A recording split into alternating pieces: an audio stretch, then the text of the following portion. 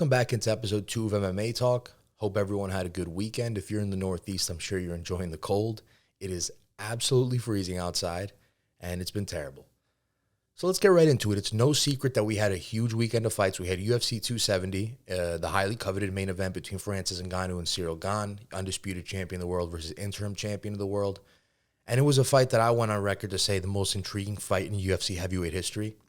And, nothing swayed me from what I saw. I still think it was going into the fight. Did the fight deliver? Was it exactly what we thought it was going to be? Probably not. It wasn't the most exciting fight. Was it interesting? It definitely was interesting, the way things played out. And I want to get right into it because I think it's a fight that a lot of people wanted to see, and it's a fight that a lot of people were shocked with the outcome. So let's start with round one. So for the first 2 rounds, everything happened as I thought it would. I thought Cyril was going to control the fight. He was going to play his fight. So he was going to control the distance, not put himself in harm's way, not throw kill shots, right? Because he never does, but just, touch the leg, jab, evade, put yourself out of harm's way again.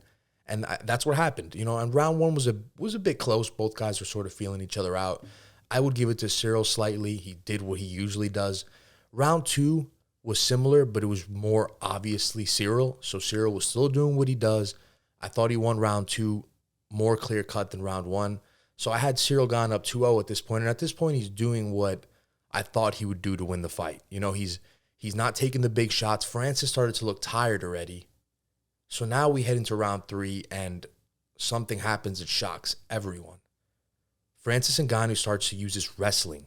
And not only does he use his wrestling successfully all the way to a victory, a 5-round decision victory. If you saw that coming, I'd love to watch where you said that. I'd love to see it, because I would really love to see someone that had the courage of their conviction to say something like that. Because I believe DC said after the fight, in the post-fight show, that it was about a plus 1,200. The odds were about plus 1,200 if you had Francis Ngannou winning this fight by a decision. So, if you call this, credit to you. I'd love to see it, because I don't know anyone that did. I don't know anyone that saw this coming. So let's get right into it. Round 3, after 2 rounds of Cyril Gane playing his game, doing what he does, we head into round 3, and Francis Ngannou takes him down and starts to use his wrestling. Controls him on the ground, throws a few ground and pound strikes, but nothing crazy. Didn't really do anything too crazy with it. He did a little bit more damage on the ground in round 4, but nonetheless, still took him down, still did what he had to do to win the round in a shock. And now we're going into round 4. It's 2-1. I got it for Cyril Gane. Francis does the exact same thing in round 4. The exact same thing. Takes him down, wrestles, a little bit more ground and pound in this one, a little bit more danger for Cyril. Wins the round, 2-2. We're shocked. We're going into round 5 now, and here's my issue with this whole fight. Here's where the controversy happens. Here's where the majority of the talk is in the aftermath of this fight. We go into round 5, and we got Cyril Gane doing what he does for the first about 2.5 minutes of the round. So things are going good. Cyril's winning the round. He's doing what he did in rounds 1 and 2. Picking him apart slowly from the outside, just winning on points, right? And out of nowhere, Cyril shoots for a takedown. Like, why would you do that? Why would you do that after what's been happening the entire fight previously? Why would you take him down? You weren't winning any of the exchanges on the ground. Whether you're better on the ground or not, Francis is just a big man. He's a lot more powerful than you. He's a lot stronger than you. He won the exchanges on the ground. By hook or by crook, he won them. Why would you take him down? And now here's an issue that a lot of people have, right? So let's go through the sequence. Cyril Gane takes him down, right? Francis eventually, I believe he even tries to go for a triangle when he's on his back, which was so impressive, which just shows the evolution of Francis Ngannou. But yeah, Cyril takes him down. They're sprawling on the ground, and eventually it gets to a point where Cyril Gane has Francis Ngannou's ankle, and he tries to get him in a lock, right? So he takes his ankle, and he's trying to get him in a submission. Instead, he had the time. That was his opportunity for him to get back on his feet, win the rest of the round, and win the fight. And that is insane. Why would you do that? Why would you go for the ankle? Like, yeah, you submitted guys before, but do what you do best. Do what got you to the dance. You didn't get to the dance submitting guys. You got here picking them apart from the outside, not putting yourself in danger, whether it's Francis or not. That's what you do for most of your fights, and winning on points. Did you do that in the 5th round? No, you strayed away from it after 2.5 successful minutes of it. And not only did that happen, but Francis ends up getting back on top of you, closing out the rest of the round and winning the fight. Because guess what? Francis was better than you the entire fight on the ground, which is why you should have never taken him down in the first place, Cyril. So it doesn't make any sense to me. But what everyone seems to be baffled by, right, is the fact that he went for this ankle submission, right? Instead of when that was his opportunity to get up rather. I agree with you guys. But what I'm more baffled by is why he even shot for that takedown in the first place. Was he scared Francis was going to take him down first and get him down? Guess what? You ended up in that place anyway, buddy. And I'm a fan, but I just don't get the logic behind that. And what's so ironic about it more than anything is the fact that we're talking about Ngannou Gane doing this. We're not talking about any other fighter. We're talking about Ngannou Gane, a very high IQ fighter. I thought he was a very, he is, I'm sure. He is for sure. But a very, very high IQ mixed martial artist, Ngannou Gane is. He's up there with any heavyweight. And for him to do something like that at that moment in time, in the 5th round of a fight that was a toss-up that you could have won, I don't understand. I'll conclude with this. This is why we love mixed martial arts. It's a sport where we think something's going to happen even when it's so obvious that something's going to happen, or at least we think, right? And it doesn't happen that way. And most times it really doesn't. That's why it's an interesting sport. You got 2 guys going in there in their underwear and 4-ounce gloves in front of the world. Anything can happen. Anything can happen. So it was a great fight. Leading up to it, I mean, the aftermath and the duration of the fight was what it was. It was interesting to me. I don't think it was a boring fight. I disagree with some people, but say what you want about it. It was interesting nonetheless because you didn't know what was going to happen. It was interesting the fact that we saw Ngannou use his wrestling. So now let's get into the co-main event a little bit. I want to talk more so about what's next for these guys and are they really going to fight for a 4th time? So the way I had that fight is I had Moreno winning 3-2. If you had Figueiredo winning, I can't condemn you. It was a great fight. It was a close fight. A lot of people had Davis and Figueiredo winning the fight, so I can't condemn you. But I want to talk a little bit about what the future lies now, right? Because in the first fight, Davis and Figueiredo, well, no, Davison didn't win. They drew the first fight, right? Davison was going to win until he got the point deducted. In the second fight, we had Brandon Moreno win a dominant one. And then in the third fight, we had Davison win a decision, right? A razor-thin decision. Like, how unpredictable is that? You can't get any more unpredictable than that. So I think it's only right that these guys fight again.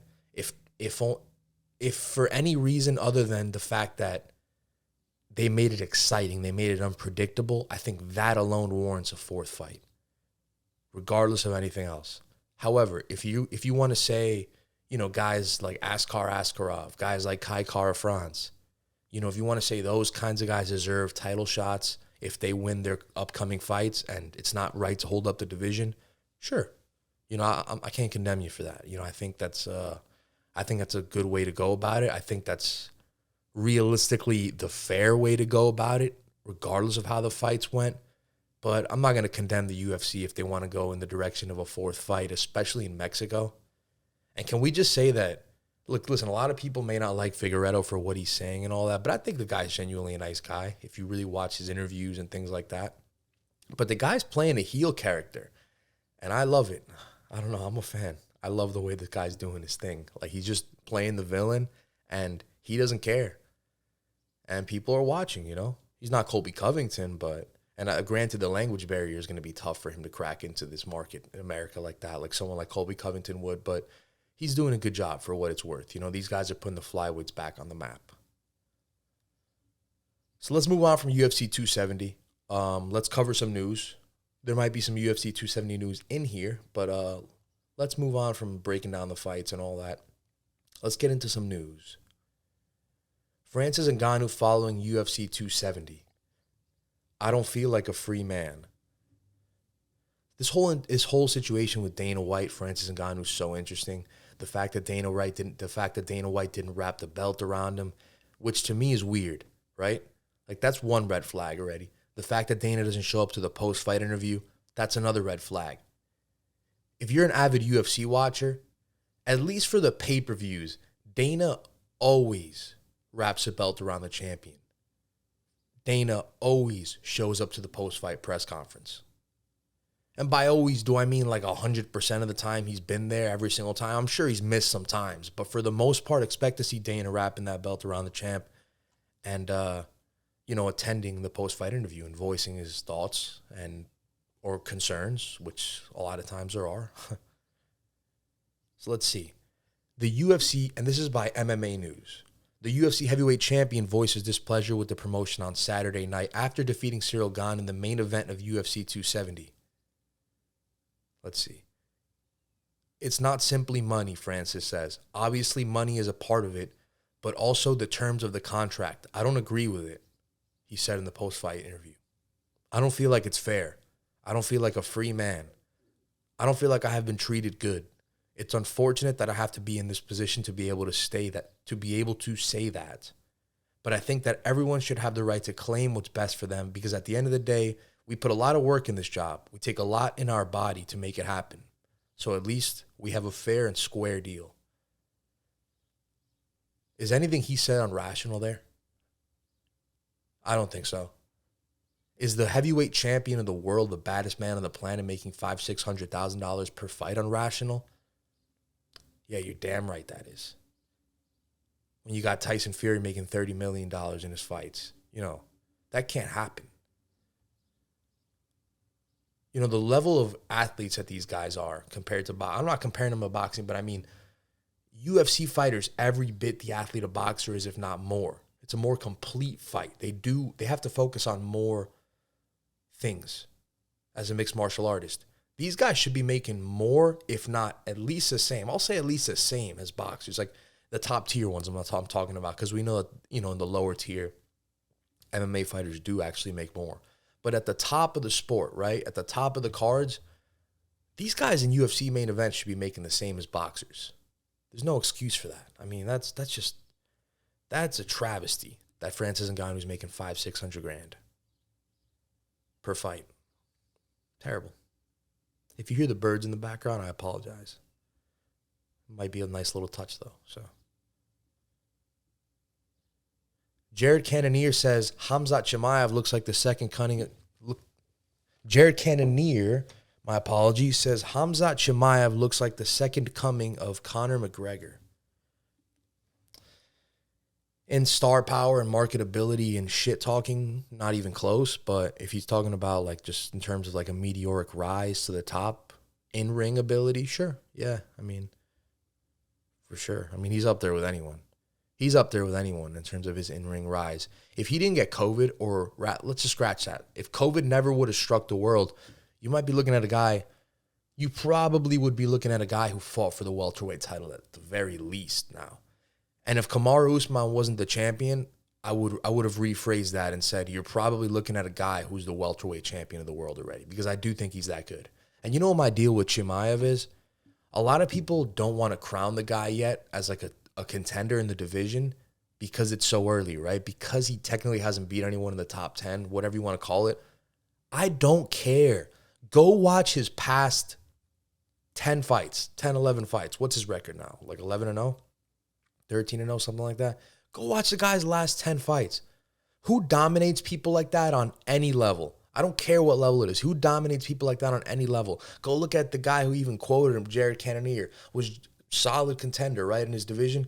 Jared Cannonier, I promise you, wasn't doing what Khamzat Chimaev was doing in terms of domination rising up. And I'm not calling out Jared Cannonier. It's just an example. But I'm just saying, this guy is rising up at a much higher and a much more dominant rate than the average fighter by far. And that's why people are raving about him. Nobody's raving about him because we have so much. He's not Dylan Dennis. He's not hype. Khamzat's the real deal.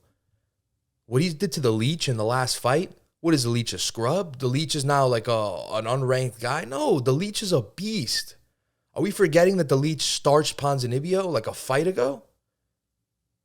Like, if you think the Leech is not a contender, or he's not like a caliber of contender, at least in the the welterweight division, you're crazy. I don't know what to tell you at that point. People, you're going to have to wake up sooner. It's like the people that want to talk about like Islam Makhachev, that people like to say, oh, we'll see. Or he's not going to be. All right, I think he's going to be champion soon. So accept it now or accept it later. I don't know what to tell you. And I'll say the same thing about Chimaev. Accept it now or accept it later, because Khamzat's coming, man. Pause. But he's a good fighter. Jake Paul, who cares?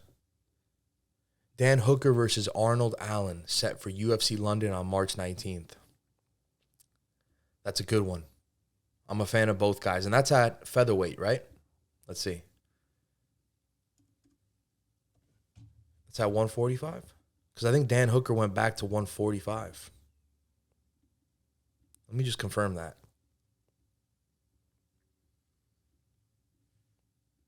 Yes, sir.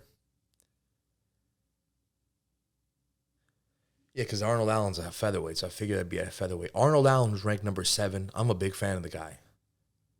Very exciting. Versus Dan Hooker, who's number 8 in the lightweight division. If Dan Hooker can get a win here, does it not almost nullify all the losses he's had? Like, if he beats Arnold Allen, he's in business at featherweight. Like, And the reason I say that is because featherweight, isn't it kind of stuck in the mud right now? I almost feel like Volkanovski and Max have beaten everyone, right? And then it's almost like once after those guys fight, like, is there a clear contender? Like Korean Zombie's, well, he's about to fight Volkanovski. I don't think he's going to win. And Korean Zombie's there by default. Is there really anyone else? Ortega lost. Korean Zombie. Giga lost. Calvin Kattar still has to win another fight or two after the Max fight, even though he did have a great performance, This could be this guy's opportunity to step in. Because what is Hooker on? Let's see how many. Hooker's been on, I'm a big fan. He'll fight anybody, anywhere. And I'm not going to fault him for his record, but I do want to see it. So he's 21-11 now. That's how I know he's been losing a bit lately. Just because I think he had like 8 losses like a year or two ago. So he lost to Islam Makhachev. I mean, can you blame him for that? He took that on short notice too, if I'm not mistaken. So I don't even look at that as a fault. I just see that. I just credit the guy for that. Dan Hooker beat, oh, that's right, he beat Nasrat. Yeah. On the same card as Volkanovski Ortega. So, lost his last fight, won the one before that, but then he lost to Chandler, got knocked out. Lost to Poirier. And then before that, he had the 3-fight win streak.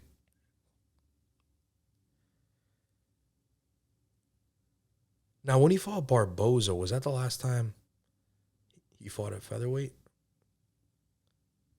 Was that a featherweight fight? Nonetheless, let's move on. Francis Ngannou is stumped about Dana White's post-fight absence. I want to see this. This is very interesting because this is what we were just talking about. Ngannou gave his side of the story at the UFC press conference, UFC 270 post-fight press conference. I don't know. You'll have to ask him. I had nothing to do about that. I think it was their decision. I'm about to ask that too. That's interesting. Because how is Dana not going to show up? You know what I think it is? At the very least, it's that Dana just doesn't want to answer questions about the Francis thing because he knows it's an uncomfortable position. Expect like a Dana White interview, like an exclusive Dana White interview with like Megan Olive or like Brett Okamoto. Coming soon. He might use Brett because there won't be any hard-hitting questions. All right, let's move on with this. Sorry to hold you guys up. Macy Barber to return against Montana De La Rosa at April fight night. Okay, good for her. She needs to get back on track. Clarissa Shields, my MMA run made boxing world forget who's the best. She was good. Before she left boxing to transition to MMA, well, she didn't leave, but before, she took a little break from boxing, I guess you could say. She was up there. You can make a case it was like either her or Katie Taylor, They were both up there. UFC 269, Oliveira versus Poirier, estimated domestic pay-per-view buys revealed. I think I saw this. What was it, like 600,000? ESPN 269 sold more than 500,000 pay-per-views. I mean, that's about right, you know? Not bad. Not terrible. Now, Ngannou Gane, hopeful Francis Ngannou stays in UFC. I want my rematch. I got to hope the UFC gets it done, right? I mean, Francis Ngannou, how can you let him walk? You let that guy walk and go to a second-tier promotion like Bellator 1, and I respect all his promotions, but you let him walk to a promotion like that, the heavyweight champion of the world, the baddest man on the planet. If you're the premier promotion in the sport, you gotta have the fucking premier heavyweight of the world. You gotta have the heavyweight champion of the world, the best one. Like, that is just, you have to. There's no ifs, ands, or buts. If you're Dana White and you have to bite your tongue and pay the man what you don't want to pay him, dude, you're gonna have to fucking pay him. Because what are you gonna let Francis Ngannou walk? Are you kidding me? No. Now, I'm not a wrestling fan, a pro wrestling fan, but that's like letting, let's say, I don't know if Brock Lesnar's a champion now or something, but let's say Brock Lesnar's the champ, he's your guy, he's selling all the pay-per-views, and his contract's coming up. You know, that's like letting Brock Lesnar go to like a TNA or what other promotions there are now, AEW, I think it's called. That's like letting Brock Lesnar go to AEW. You know, if you're WWE, you're the top-tier promotion, you have to keep Brock Lesnar, so to speak, in this scenario with Francis Ngannou. Now, I don't watch WWE, so don't come at me for that reference, but yeah. So that should be about it, right? In terms of news. Let's get into the fights again that are coming up before we wrap this up. So we're taking a break, right? We're not coming back till February 5th. We got Hermansson versus Strickland. That is a good fight. Let's pull up the middleweight ranking so we could see the complexity of that fight. Check that out real quick. So, in the rankings, we've got Hermansson is 6. Sean Strickland is 7. So, I mean, to say it's like a title eliminator, it's not. But it's definitely a fight where you're certainly on track to a title eliminator.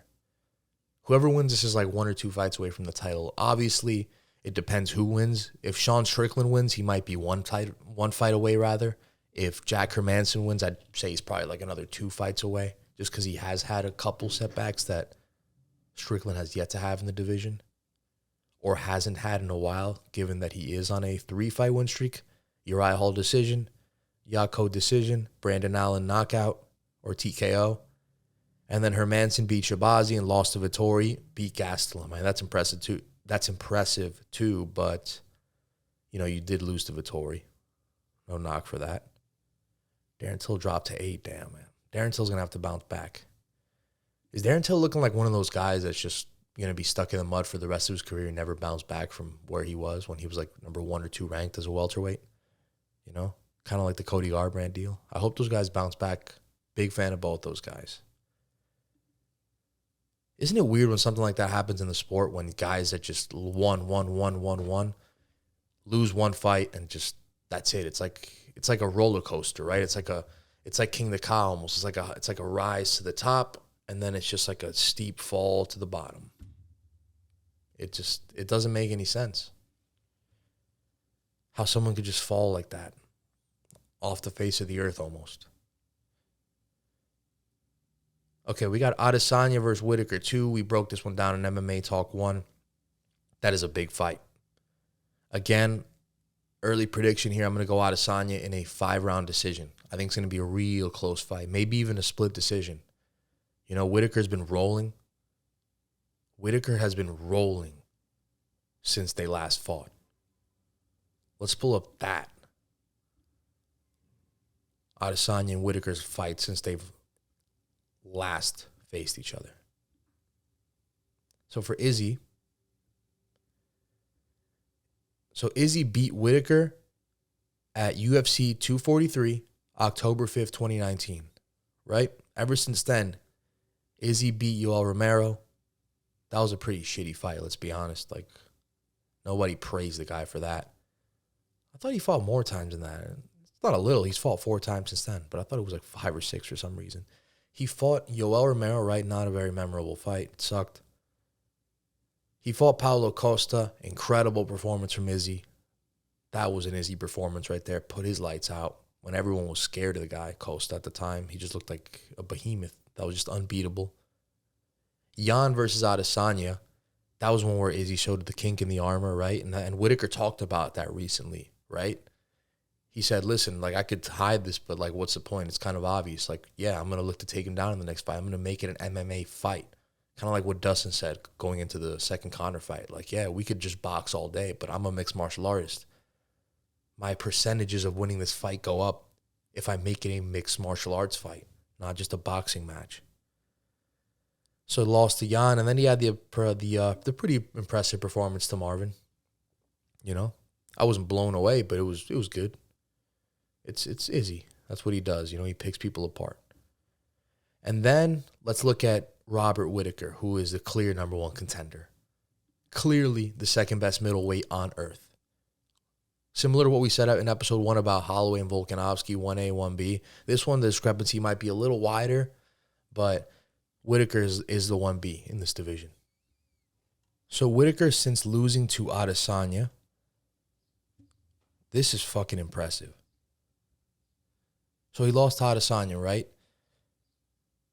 And that was, again, August 5th, 2019. He then beats Darren Till, which was a 5-round chess match. I do remember that. That was a great fight. Very close fight, too. But still a great fight. Whitaker versus Cannonier. Beats Cannonier. And then beats Gastelum. That's pretty impressive right there.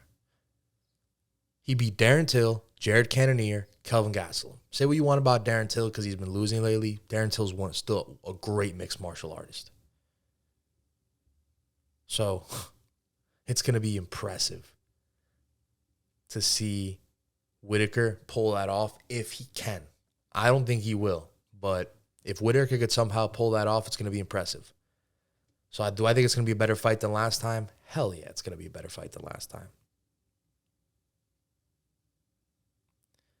Dariush versus Makhachev. That's going to be a good one, right? And Gaethje's next, apparently. Gaethje versus Oliveira is the next title fight. So I want to pull up the lightweight rankings here, and let's see the state of the lightweight division right now. All right, so we got the lightweight division. Charles Oliveira champion. Gaethje's won now, which is, I guess, deservingly, right? So Gaethje's going to fight Oliveira. Poirier is kind of out of the picture, who's ranked 2. Beneil Dariush is ranked 3. He's fighting Islam Makhachev, who's ranked 4. Okay. So those guys are definitely going to be next after Gaethje versus Makhachev, after Gaethje versus Oliveira. Just because if you look at everyone else that's ranked like in the top 7, top 10 really, it makes no sense. Like no one else has any case for a title fight right now. It's clearly the winner of Beneil Dariush versus Makhachev because Dustin Poirier, you know, he doesn't really have a case right now. Gaethje's fighting for the title. Chandler doesn't have a case right now. Dos Anjos doesn't really have a case right now. Tony Ferguson doesn't really have a case right now. Dan Hooker doesn't have a case right now. Conor McGregor doesn't have a case right now. So, clear cut, a number 1 contender fight, Beneil Dariush versus Islam Makhachev. I'm going to pick Islam, but I've been on record saying that already. I've also been on record saying that it's inevitable. Islam will be the UFC 155-pound champion by the end of 2022. That's what I think. I could be wrong, but let's see what happens. Definitely those 2 guys. Let's check out the last few fights we got that are big again for 2022. Covington Masvidal, that one's going to be at 6:15. Okay. ESPN, T-Mobile Arena, March 5th. That's going to be such a big fight, man. That is such a big fight. Did you guys, I mean, the stuff that comes out with Colby Covington, like this guy does not draw a line in the sand in terms of the trash talk. The things, you know, the picture where he was like talking to Masvidal's ex-wife, they were playing like Xbox. This guy is such a savage. And like, you know, he's playing a heel, right? You know, he's playing the pro wrestling heel.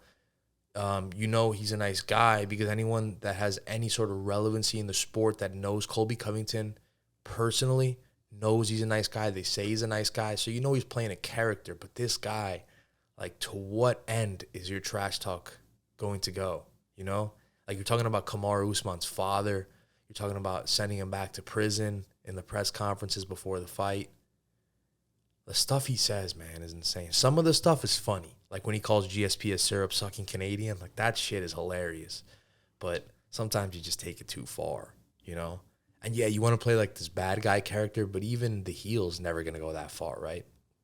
So, I don't know. It's going to be interesting. Volkov versus Aspinall at the O2 Arena in London, England. Was this one recently announced?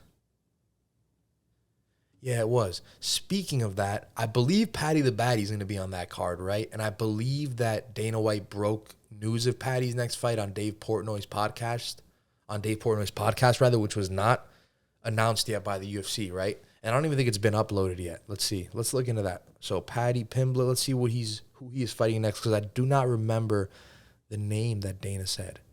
And Paddy got signed to Barstool Sports, if I'm not mistaken, right? So congrats to Paddy, man. Doing the damn thing. Good for him. Paddy Pimblett to fight Jared Gordon. And that's going to be the which card? The one in London, right? At the O2 Arena. So that's going to be a good card.